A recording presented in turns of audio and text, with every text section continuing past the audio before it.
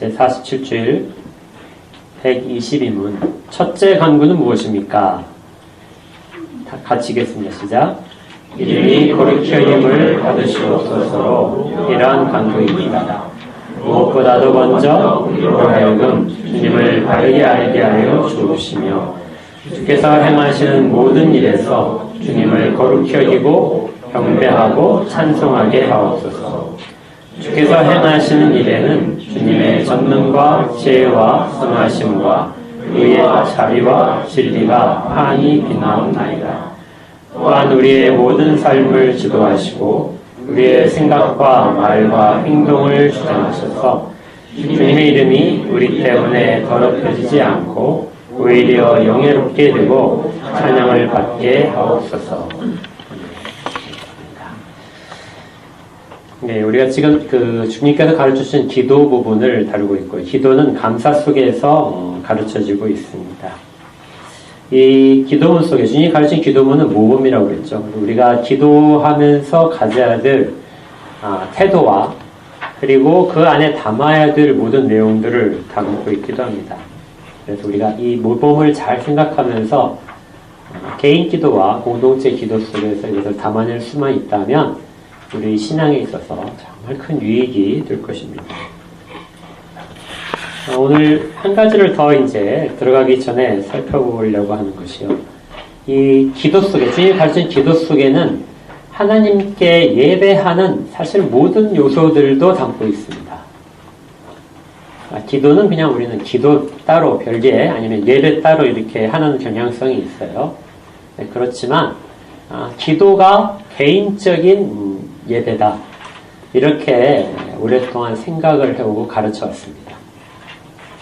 그러니까 기도는 그냥 아무렇게나 하는 것이고 자유롭게 하는 것이다. 이렇게 할 수도 있어요. 그러나 그 속에는 우리의 마음 가운데 내 개인적인 예배다 하는 생각이 있어야 된다는 것이죠. 근데 제 얘기가 아니라 이 우르시누스, 하이델베르크라고 작성한 우르시누스가 해설서에서 기도에 대해 설명을 합니다. 기도는 개인적인 영적인 예배다. 그래서 이 모범 속에는 모든 것이 우리 예배의 모든 요소가 담겨 있다고 봤습니다. 이렇게 이제 거꾸로 생각할 수 있어요. 우리가 기도를 할 때 우리의 모습을 스스로 돌아볼 수 있어요. 나는 과연 무엇을 기도하는가? 어떤 자세로 기도하는가? 이것은 우리가 예배를 드릴 때의 자세와 떨어져 있지 않습니다. 기도할 때 온통 나에 관계된 내 문제를 가지고 기도를 한다면 우리는 예배 때도 동일한 태도를 가지고 예배에 참석을 하고 예배도 그렇게 개인적인 예배를 연장해서 드리는 것밖에 되지 않을 가능성이 아주 큽니다. 그런데 주님은 이제 우리를 부르면서 기도를 하라 했죠. 우리의 아버지를 부르면서 기도하라고 하신 분 속에서 개인이 만약에 이런 요소들을 개인적인 예배 차원에서, 기도 차원에서 하고 있다면 당연히 그것이 모여져서 드리는 공동체 예배도 그 부분을 다 담을 수밖에 없다는 것이죠. 그래서 우리의 기도는 예배의 제일 시작 부분인 기초적인 연습이다. 이렇게 됩니다. 그러니까 예배만 잘 드려서 되는 것이 아니고요. 예배를 드리기 위한 개인적인 기도가 반드시 필요하다. 기도를 하지 않고 예배자가 될 수는 없다는 것입니다.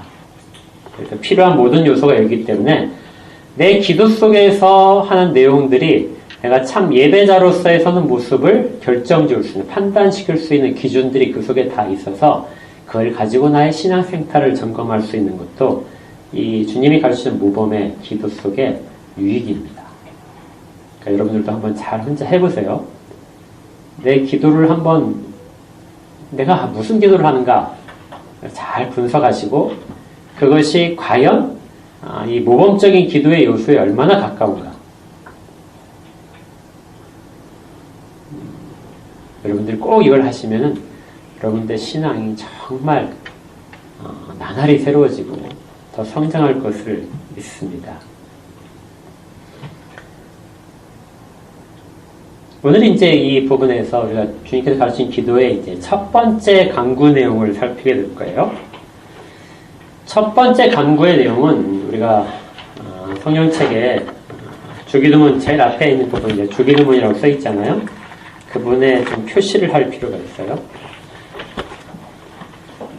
전통적으로 이 주기도문을 서원, 들어가는 말, 그 다음에 간구 6가지, 그리고 나가는 말 이렇게 해서 세 부분으로 되어 있다고 살펴봅니다.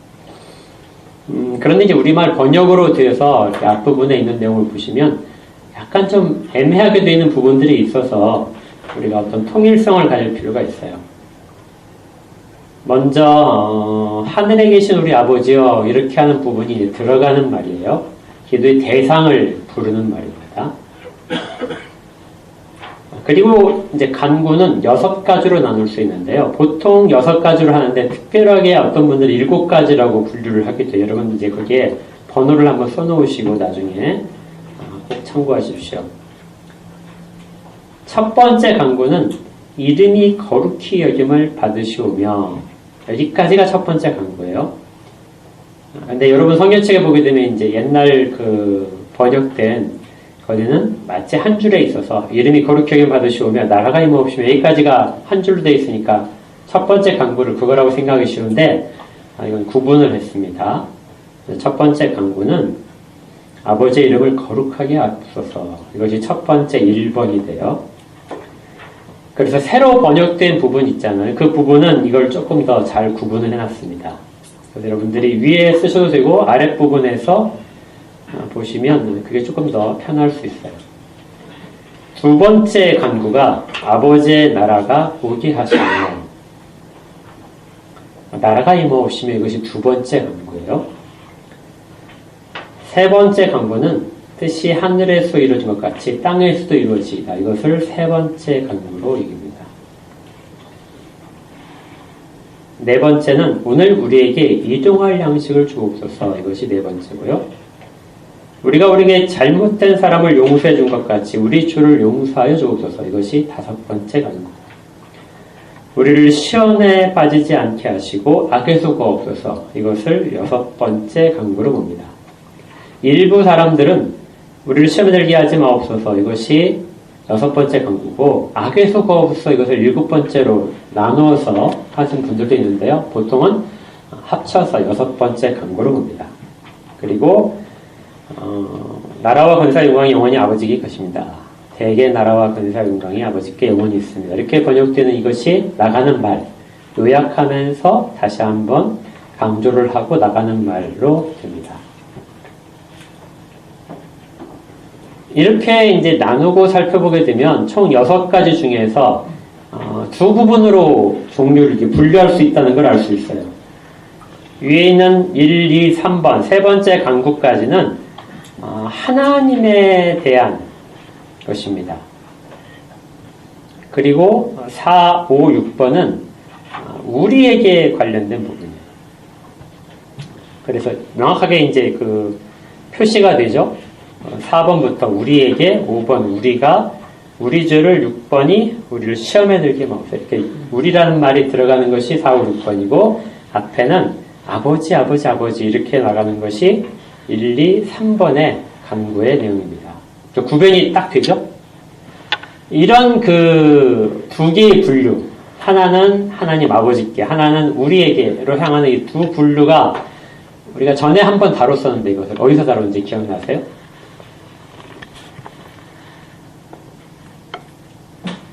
갑자기 침묵이 흐르면 네, 10계명이죠. 10계명에서 우리가 이렇게 둘로 나눠서 보는 걸 봤어요. 그래서 우리가 10계명 둘판이 두 개다 이렇게 할 때도 그때도 잠깐 나왔었고요. 1번부터 첫 번째부터 네 번째까지의 계명은 하나님에 대한 것이다. 그러니까 우리 사이의 관계, 우리로 어떤 예배를 하나님께 드리는 예배에 대한 공적인 예배에 대한 내용이기 때문에 1번부터 4번까지는 하나님께 대한 우리의 예배의 모습이다. 그리고 5부터 10까지를 우리가 삶에서의 예배, 이웃과 우리 사이의 관계, 사람과 사람 사이의 관계 속에서 하나님의 백성으로서의 드리는 삶의 예배의 모습으로 나가는 것이다. 이렇게 해서 두 부분을 나눴죠. 주님께서 가르친 기도도 사실은 명확하게 그 십계명보다 훨씬 더 명확한 부분이 있어요. 아버지에 대한 것과 우리에 대한 것으로 이렇게 나눠져 있습니다. 그러면서 순서는 늘 어떤 것이 앞에 가 있으면 하나님께 대한 것이 먼저 가 있어요. 10계명에서 1계명부터 10번째 계명까지 어떤 것이 더 중요합니까? 이렇게 말한다면 뭐 사람마다 조금씩 다룰 수 있는데요. 늘 순서가 하나님께 대한 것이 먼저 온다는 걸 꼭 기억하셔야 돼요. 그래서 첫 번째 강구 내용도 이름이 거룩히 여김을 받으시옵소서. 아버지요. 아버지의 이름이 거룩히 여김을 받으시옵소서. 이것이 모든 기도의 시작이고, 아까 예배라고 그랬잖아요. 이것이 우리 영적인 예배이기 때문에 영적인 예배에서도 동일하게 우리가 예배로 나가는 모든 사람들이 예배를 드릴 때 거룩을 찬송하면서 영광송을 찬송하면서 하잖아요. 하나님의 이름이 거룩히 여김을 받으시옵소서 하고 우리가 찬양을 하면서 예배 자리에 가는 겁니다. 기도도 동일하게 그렇게 시작하라고 예수님께서 가르쳐 주신 거예요. 그러니까 여러분들도 우리의 기도 가운데서, 물론 이제 탄식 가운데서 너무 힘들면 이런 것을 생각을 전혀 안 하고 우리의 문제에 막 함몰돼서 할 수 있는데요. 그렇지 말고 한 번쯤은 여유를 가지시고 하나님의 이름이 거룩히 여김을 받으시옵소서, 이 말을 먼저 하시고 기도를 하면은 기도가 조금 더 깊은 기도, 그리고 또 하나님께서 정말 기뻐하신 기도 가운데로 나갈 수 있습니다. 47주에는 이제 첫 번째 간구를 다루고 있어요. 모든 기도의 중에서 가장 핵심적이고 근본이 되어야 하는 것은 하나님께 대한 것입니다. 이것은 언제나 우리가 그 교리문답에서도 늘 이야기하는 거죠. 소율문답에서도 오전에서도 얘기했지만 사람의 제일 드는 목적, 이것이 무엇입니까? 할 때 하나님을 영화롭게 하는 것이다. 다른 부분에서 하나님을 영원토록 찬양하는 것이다. 이렇게 이제 말을 할 수도 있어요. 하나님을 영화롭게 하는 것이 모든 출발점이고 기본이고, 우리가 모든 것을 다 돌아서 마지막까지 우리가 무슨 행동을 하고 어떤 하나님의 말씀을 배우고 가르치고 모든 행동을 한다 했을 때 그것이 과연 어디에 매달리는가? 강령을 봤을 때는 하나님을 영화롭게 하는 것에 매달리는가? 그것을 살필 때 제일 처음으로 늘 돌아와야 됩니다. 하이델베르그 문답도 처음으로 돌아가서 우리가 살아서나 죽어서나 우리의 유일하신 위로가 무엇입니까? 했을 때 나는 살아서나 죽어서나 우리 주 예수 그리스도의 것입니다. 이렇게 하고 시작을 했잖아요. 언제나 돌아와서 우리가 무엇인가를 했을 때 그 속에 나는 예수 그리스도의 것입니다 하는 것이 담겨져 있다면 우리는 방향성을 잃지 않고 할 수 있어요. 시작할 때도 그것이고 마칠 때도 그것. 이 안에 늘 있어야 되는 그 테두리가 우리에게 주어져 있는 겁니다. 이 첫 번째 간구 속에서 하나님의 이름이 거룩히 여김을 받으시옵소서, 이 속에는 거룩이라는 것에 대한 명확한 지식이 있어야 됩니다. 이렇게 질문하는 사람이 있어요. 이 문구를 잘 보시면은 하나님의 이름이 거룩히 여김을 받으시옵소서, 이 말을 잘 분석하게 되면 하나님 거룩하심을 스스로 받으시옵소서, 아니면 하나님을 스스로 거룩하게 더 하옵소서 하는 그런 간구처럼 들려 있습니다. 그래서 늘 이 부분에 있어서의 질문이, 하나님은 가장 거룩하신 분인데 어떻게 하나님은 스스로를 더 거룩하게 하실 수 있는가? 하나님은 거룩하신 분인데 우리가 하나님을 어떻게 더 거룩하게 만들어 드릴 수 있단 말이냐? 그래서 차마 이런 것들은 우리 기도 가운데 담을 필요가 없다. 그냥 우리는 그 자녀로서의 구하는 것들만 늘 하면 된다, 이렇게 생각할 수도 있어요. 그러나 이 일부분은 맞습니다. 하나님은 무엇을 가지고 더 거룩하게 우리가 할 수 있는 부분이 아니에요. 이미 완전한 거룩하심입니다. 거기에 무엇을 더 할 수 있을까요? 그러나 하나님은 늘 그렇게 하나님의 거룩하심을 나타내기를 원하세요. 이사야를 보게 되면 이사야가 처음에 하나님에 대한 환상을 보는 장면이 나오는데요. 그 환상을 보는 장면 속에서 천사들의 찬송이 나옵니다. 거룩하다 거룩하다 거룩하다 만군의 여호와여. 하나님을 보고 나서 모두가 다 거룩하다 거룩하다 늘 찬양을 하게 됩니다. 이 찬양은 그렇게 함으로써 하나님이 거룩해지신다는 뜻이 아니고요. 하나님이 본래 그러신 분이라는 것을 사람들 가운데 나타나고 그렇게 함으로써 우리의 모든 것들이 이루어지기 시작해야 된다는 것을 말하는 거예요. 언제나 우리는 이것을 잊으면 안 됩니다. 꼭 기억하십시오. 하나님은 거룩하신 분이시지만 우리 입술을 통하여 그리고 모든 피조물을 통하여 하나님을 거룩하다고 찬양하기를 원하시는 분이에요. 그리고 마치 그렇게 할 때 하나님이 더 거룩해지는 것처럼 그렇게 받으시는 분이시기도 합니다. 여러분들의 작은 그 입술의 찬양들, 이거 무가치한 것이 절대 아니에요. 그걸 통해서 하나님은 자신의 거룩하심을 계속해서 나타내시고 계신 것입니다. 이거 마치 무엇하고 똑같냐면 기도를 할 때 처음 이렇게 하는 것은 하나님의 위엄을 높이는 것이고 하나님 어떤 분이신가를 대한 송축의 개념입니다. 여러분들 옛날 사극 보게 되면 왕을 만나기 위해서 이렇게 백성들이 나가잖아요. 신하들이 나갈 때 그때 왕 앞에 가서 처음에 뭐라고 하죠? 예? 사극을 안 보? 에? 성은은 나중에 왕이 말을 낸 다음에 그때 이제 성은이 완극하는 거죠. 뭐 줄 때.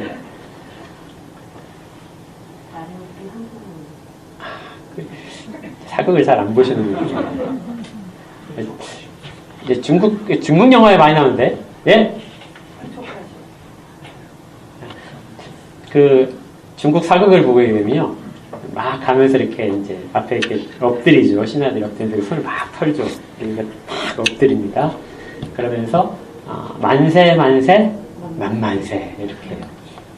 우리나라는 옛날에 천세 천세 천천세 이렇게 이제 사용을 했죠. 그리고 우리가 많이 사용하는 말 만수무강하시옵소서. 지금 이제 우리 부모님한테도 이제 많이 하고 뭐 회감년에서도 많이 하는데요. 원래 이 말은 제가 찾아보니까 왕한테만 특별히 무슨 그 행사 때 이때만 왕 앞에 드리는 그 속령이었던 거라고 써 있더라고요. 그러니까 아무나 못 쓰는 말이었어요.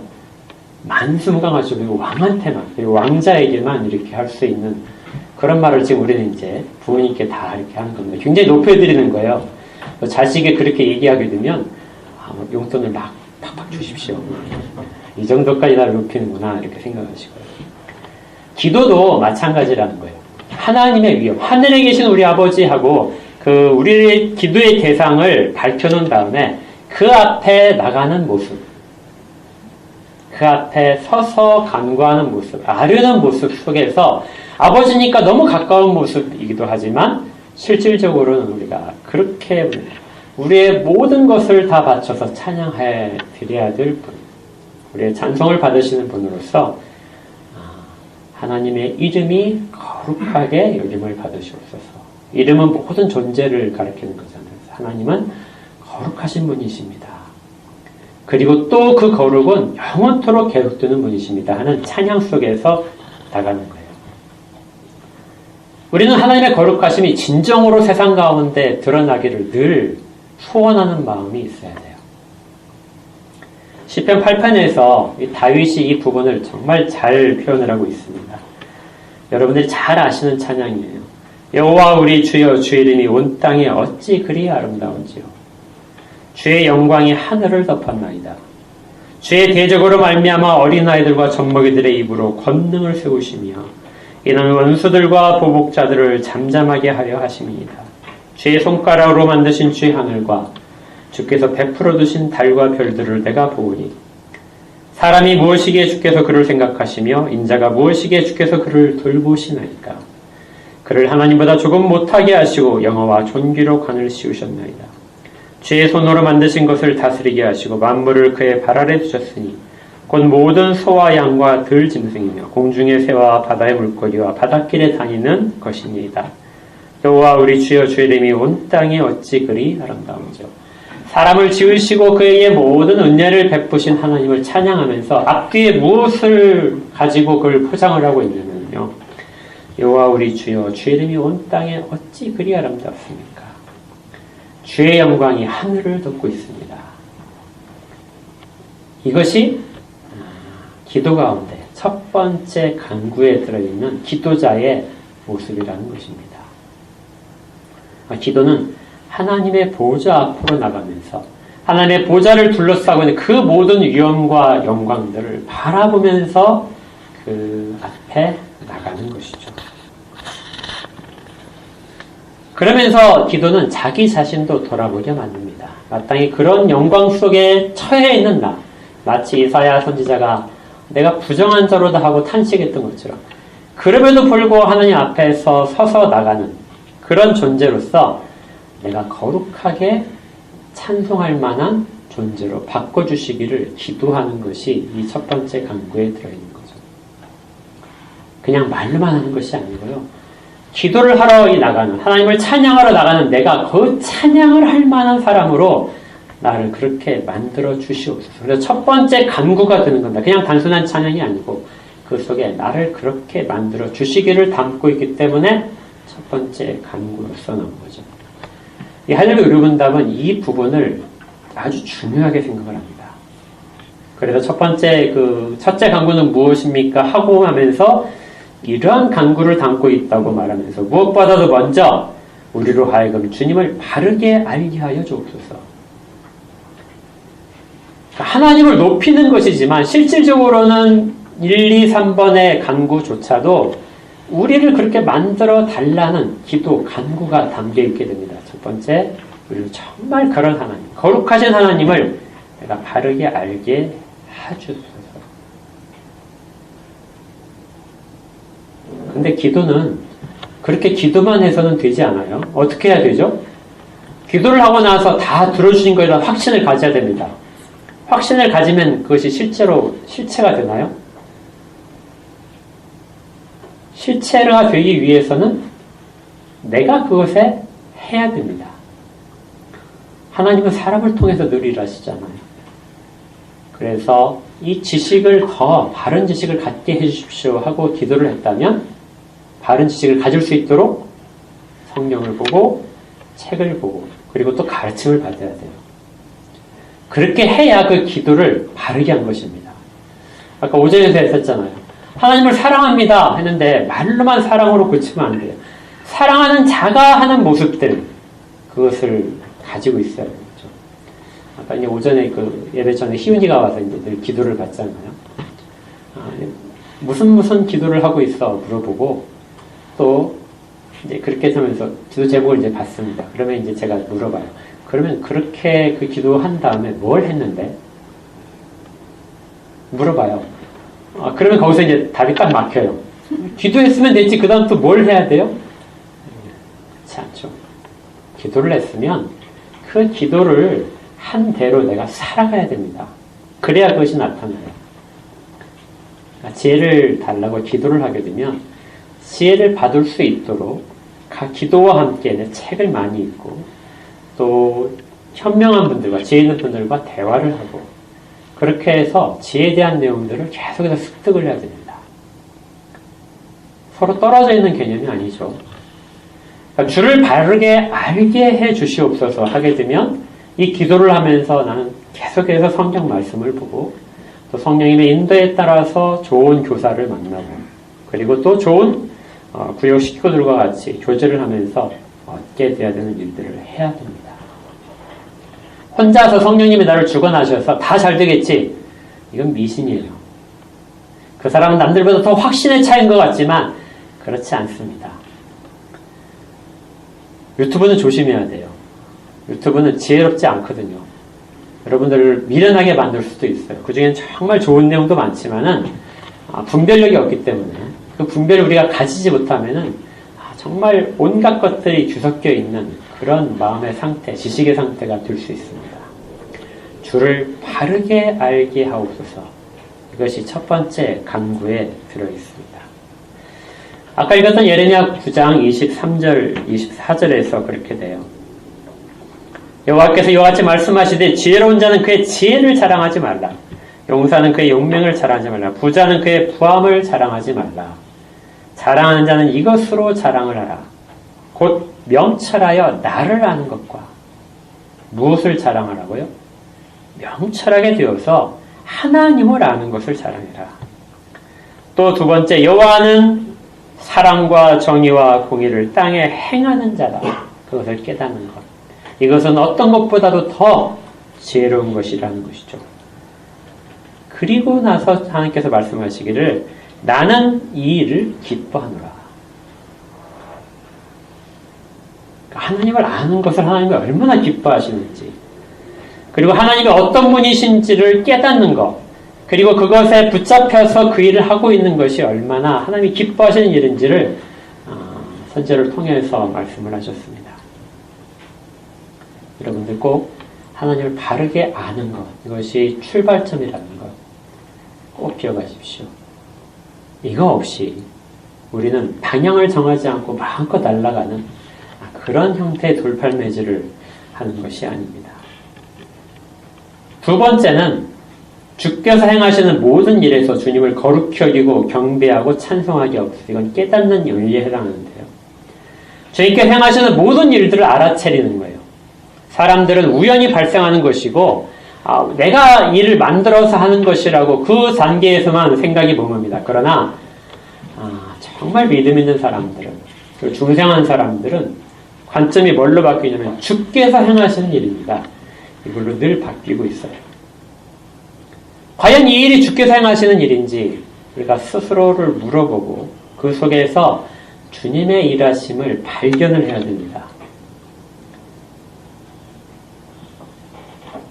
그 속에서 우리가 발견한 것들을 통해서 이제 우리의 첫 번째 간구 내용이 되는 거예요. 주님을 거룩히 여기게 해달라고.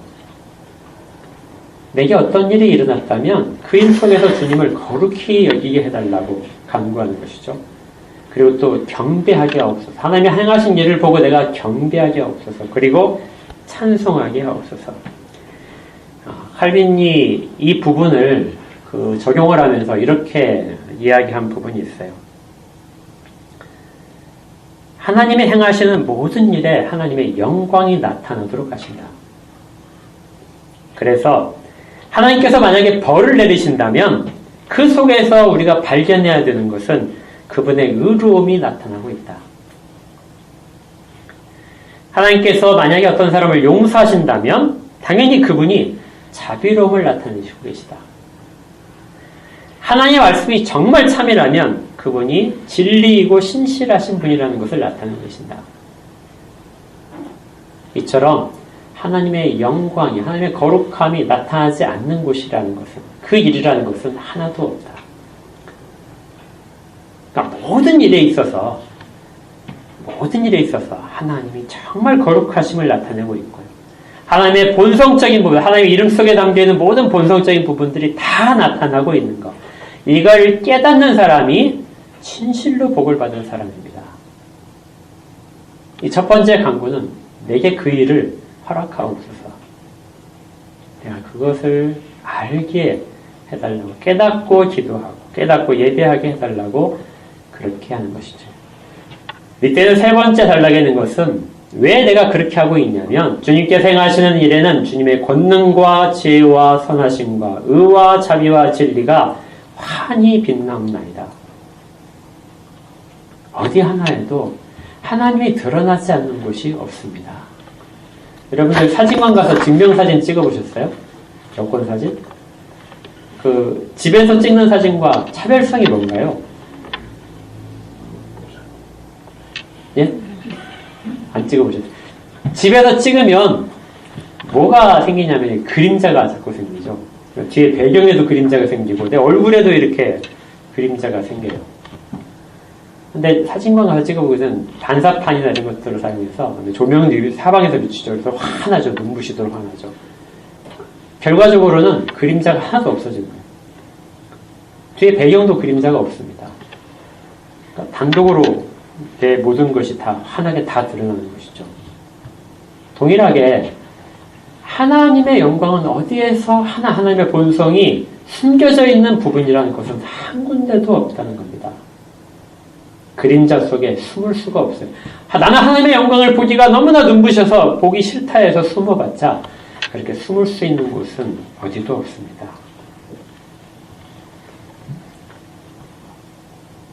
그런 소원을 가지고, 그런 하나님을 바로 바라보면서 소원을 가지고 내가 그렇게 되기를 바라는, 하나님의 거룩에 다가서서 참여하면서 기도한 자가 되기를 보는 것이죠. 그래서 네 번째 단락을 보게 되면, 또한 우리의 모든 삶을 지도하시고 우리의 생각과 말과 행동을 주장하셔서 주님의 이름이 우리 때문에 더럽혀지지 않고 오히려 영예롭게 되고 찬양을 받게 하옵소서.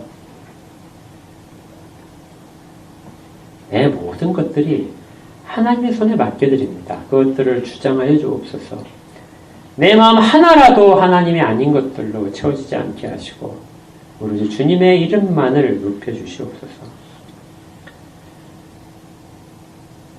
그리고 주님의 이름이 나 때문에 더럽혀지지 않도록, 오히려 더럽혀진 대신에 오히려 영화롭게 되고 다른 사람에게 그것이 드러날 수 있도록 그렇게 해달라는 기도입니다. 그리고 첫 번째 읽었던 그 구절 중에서 시편 115편 1편은 이걸 이야기합니다. 우리에게 무엇을 하나님을 영화롭게 한 것이 있다면은 여호와여 영광을 우리에게 돌리지 마옵소서. 우리에게 돌리지 마옵소서. 오직 주는 인자하시고 진실함으로 주의 이름에만 영광을 누리시옵소서. 우리 기도는 처음에 이 부분을 간구를 하면서 이 기도 자체도 오로지 하나님께만 영광을 돌리고 하나님을 높이는 곳에만 사용되는 기도가 될 수 있도록, 쉽지 않죠. 그러나 기도 그 순간마저도 우리는 이런 것들을 꼭 기억을 해야 됩니다.